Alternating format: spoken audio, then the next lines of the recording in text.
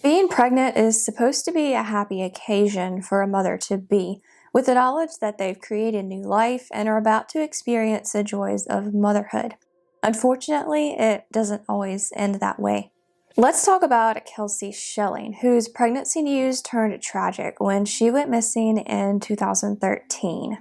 Kelsie Jean Schelling was born on February 18, 1991, to mom Laura and dad Doug. She also had a brother named Colby, but I'm not sure if he was older or younger. Kelsie grew up in Holyoke, Colorado, a small town about 170 miles west of Denver. She was described by her family as active, fun-loving, and a firecracker. But when her parents divorced in 2002, Kelsie stopped doing a lot of the activities she used to love and struggled with depression. After high school graduation, Kelsie went on to attend Northeastern Junior College in Sterling, Colorado.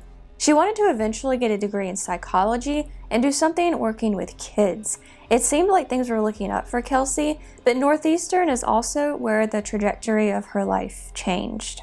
In 2010, Kelsie met Donthe Lucas, who played basketball for Northeastern. She was into him from the start and they began dating, but their relationship was on and off and had a lot of turmoil. According to Kelsie's roommate at the time, her entire personality changed when she started dating Donthe. Their arguments got so bad that the roommate moved out. A friend of Kelsie's would later testify that Kelsie told her Donthe was physically abusive. This friend also claimed to see bruises on Kelsie's body while Kelsie and Donthe were together. From everything I've read, it seems like Kelsie was a lot more into the relationship than Donthe was, and I have seen a lot of allegations that he was just using her for money and was only with her because she paid for everything. Kelsie moved to California in 2011, and her relationship with Donthe fizzled, but they got back together in 2012 when she left California and moved to Denver. In December 2012, Kelsie got a tattoo of a key with Donthe's initials. It was also around late 2012 that 21-year-old Kelsie started to notice that something was different.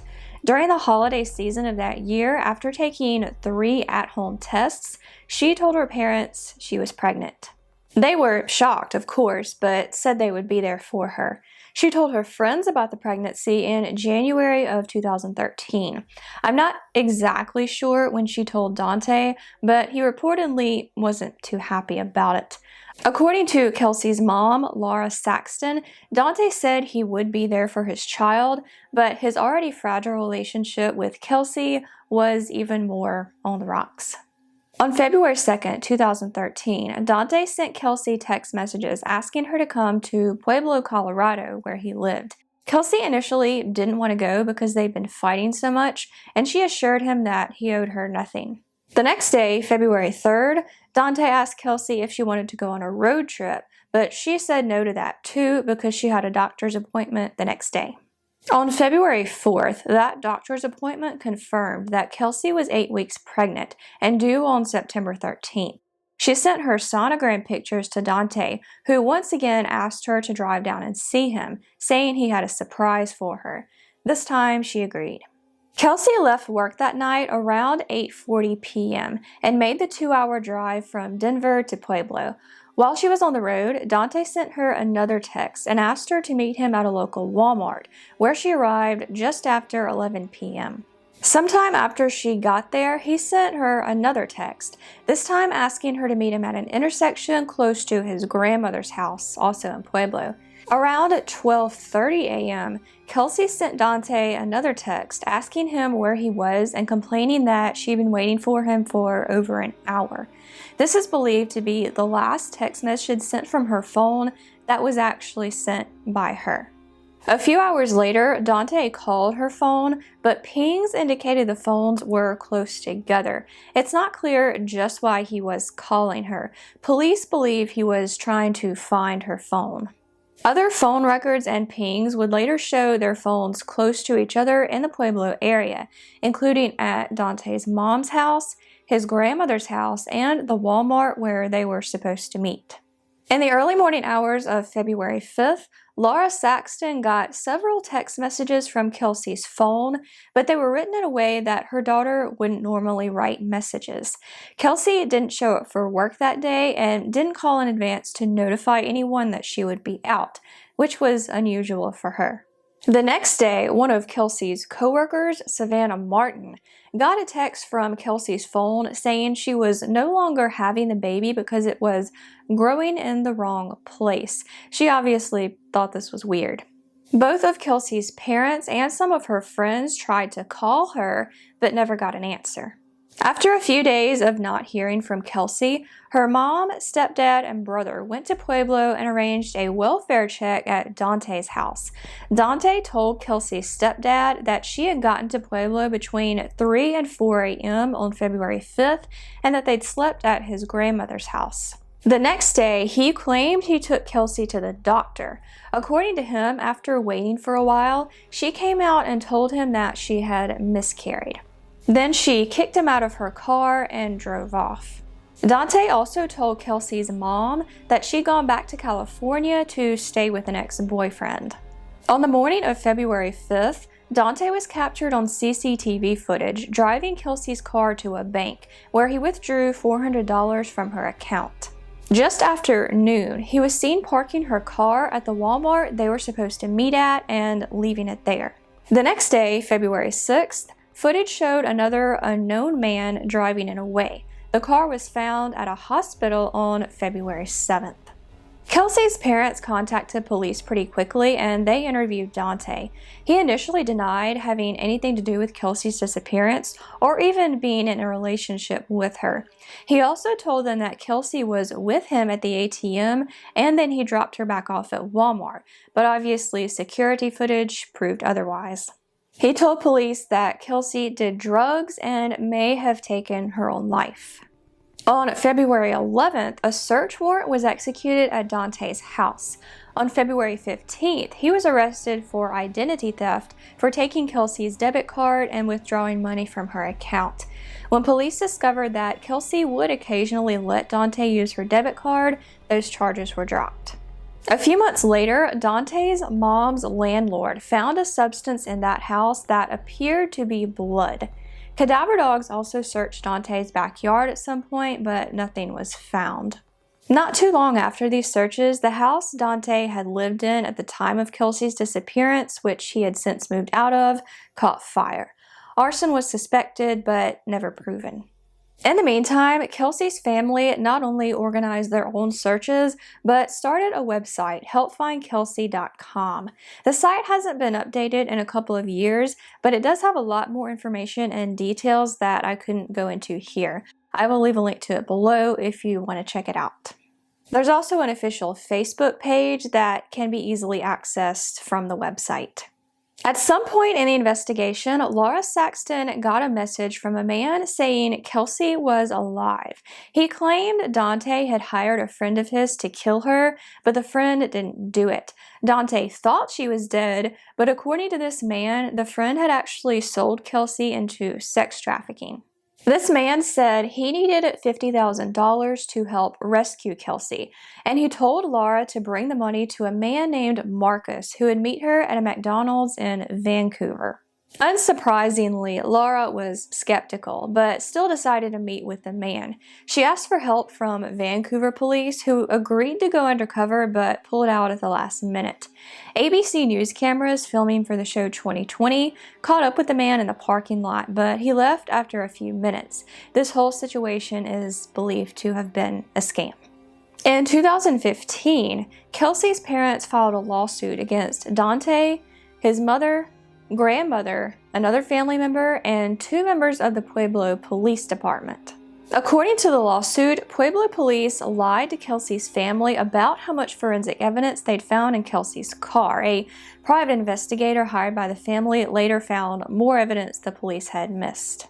Police also allegedly didn't get navigational evidence or turn Walmart surveillance footage over to the FBI, who could have analyzed it further. They also never investigated or drained Lake Minnequa in Pueblo, where a fisherman found a human head and torso in 2014. The family asked for compensation for funeral costs, investigation costs, and wrongful death damages. However, the lawsuit was later dismissed. In September 2016, Laura Saxton reached out to the Colorado Bureau of Investigation to get them to take a second look at the case. It worked. In 2017, police searched the backyard of the house Donthe had lived in at the time of Kelsie's disappearance. They did find new evidence and didn't specify exactly what it was, but a spokesperson said it was not a body.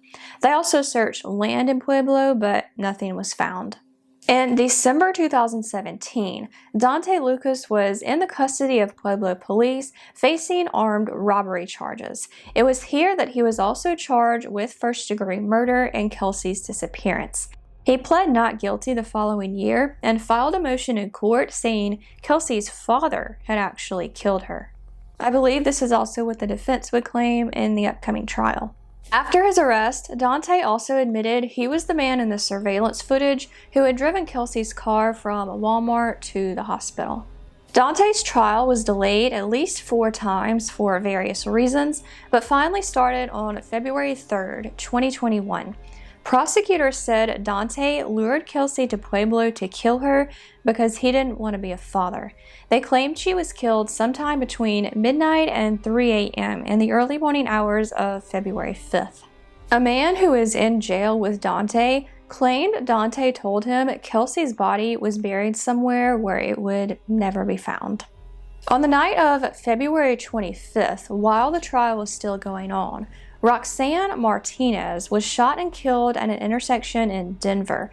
Martinez, who is an old girlfriend of Donthe's, was reportedly set to testify that she'd overheard Donthe confess to killing Kelsie. One of her family members thought her murder might be connected to the trial, but someone else later turned himself in and was arrested. Her murder is believed to be related to domestic violence. On March 8, 2021, Donthe Lucas was found guilty of first-degree murder and sentenced to life in prison without parole. He remains in prison today. So after 8 long years, Kelsie's killer is finally behind bars, but the question remains, where is her body?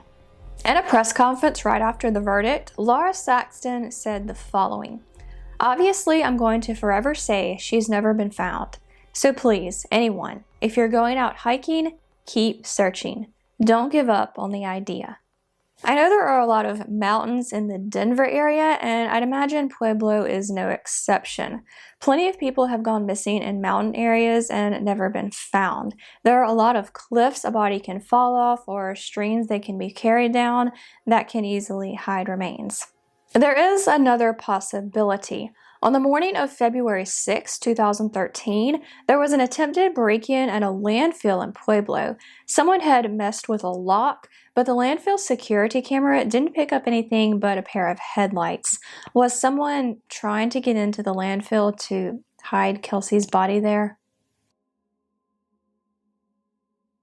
Kelsie Jean Schelling was 21 years old and 8 weeks pregnant when she was last seen on February 4, 2013 in Pueblo, Colorado.